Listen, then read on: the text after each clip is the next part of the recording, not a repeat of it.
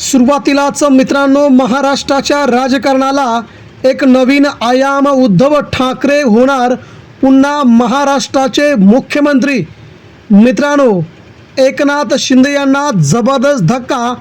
तर महाराष्ट्राच्या राजकीय पटलावरून उद्धव ठाकरेंना हटवणं होतं अशक्य. आता तर पुन्हा एकदा उद्धव ठाकरे हेच महाराष्ट्राचे नवे मुख्यमंत्री.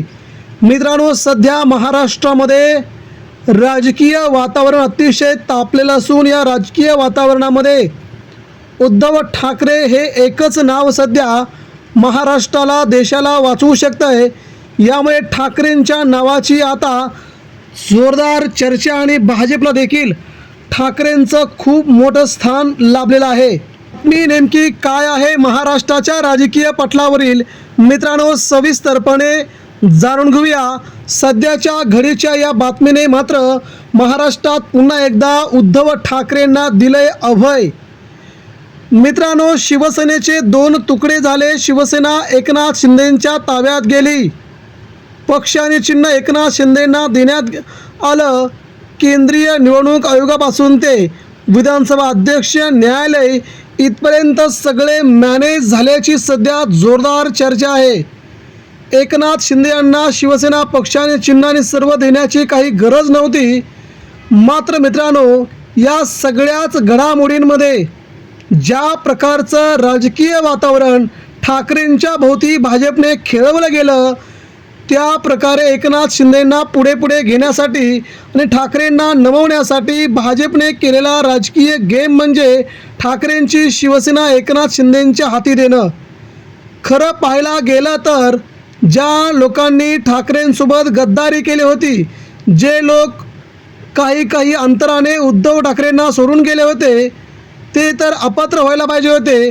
त्यांच्यावर निवडणुकीची 6 वर्षे बंदी यायला पाहिजे होती, किंवा त्यांची गद्दारी आहे असं तरी कोर्टाने म्हणायला पाहिजे होतं, किंवा केंद्रीय निवडणूक आयोगाने त्यावरती आपल्या प्रत्येक प्रकारचा एक नवीन निकाल द्यायला हवा होता.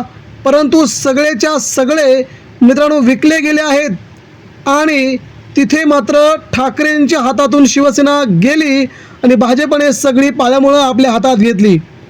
आता दिवस बदलले आहेत. एकनाथ शिंदेंना देखील जबर धक्का बसतोय. अजित पवार सध्या हयात नाहीत. सुनेत्रा पवार यांच्या पक्षामध्ये काय चाललंय त्यांना काहीच माहीत नाही. काही नेत्यांची तोंड पूर्वेला, काही नेत्यांची तोंड पश्चिमेला, तर काही नेते भाजपमध्ये प्रवेश करणे गेलेत, तर काही बड्या 2 मुख्य नेत्यांनी शरद पवारांची भेट घेत आम्ही अर्धे आमदार पुन्हा शरद पवारांसोबत यायला तयार आहोत अशी प्रत्यक्ष जाऊन भेट घेणं आणि तिकडे एकनाथ शिंदेंच्या शिवसेनेत होणारे प्रवेश भाजपला खूप अडचणीचे वाटू लागले. मित्रांनो, या सगळ्या बातम्या आता राज्याच्या राजकारणामध्ये खूप मोठ्या चर्चिल्या जात आहेत. ठाकरेंना बाजूला सारून महाराष्ट्र जिंकता येत नाही, किंवा महाराष्ट्रामध्ये सत्तेवरती राहता येत नाही, किंवा महाराष्ट्र आपलासा करत नाही, हे आता भाजपने देखील जाणले. एकनाथ शिंदेंना देखील समजले. एकनाथ शिंदे आता आले आणि त्यांनी ठाकरेंची शिवसेना ताब्यात घेतली.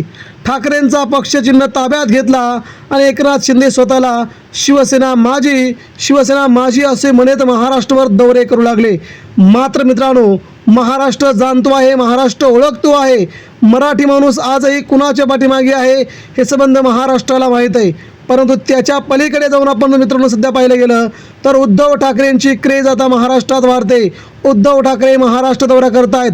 नुकताच आता काही दिवसानंतर ठाकरेंचा संपूर्ण विधानसभा दौरा चर्चेला जातो. या दौऱ्यादरम्यान भाजपला, शिंदेसेनेला खूप मोठी चपराक बसणार आहे.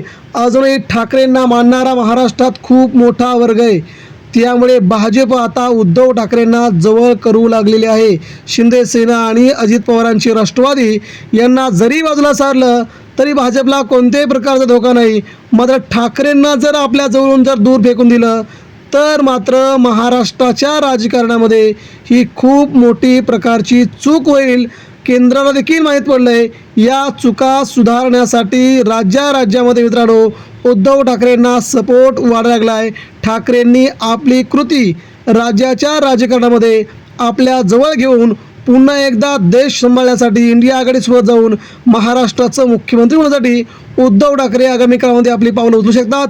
हीच महाराष्ट्रात भाजपसाठी खूप मोठी धक्कादायक बातमी ठरू शकते. आगामी काळात राज्याचं राजकारण पूर्णपणे बदलू शकते. धन्यवाद.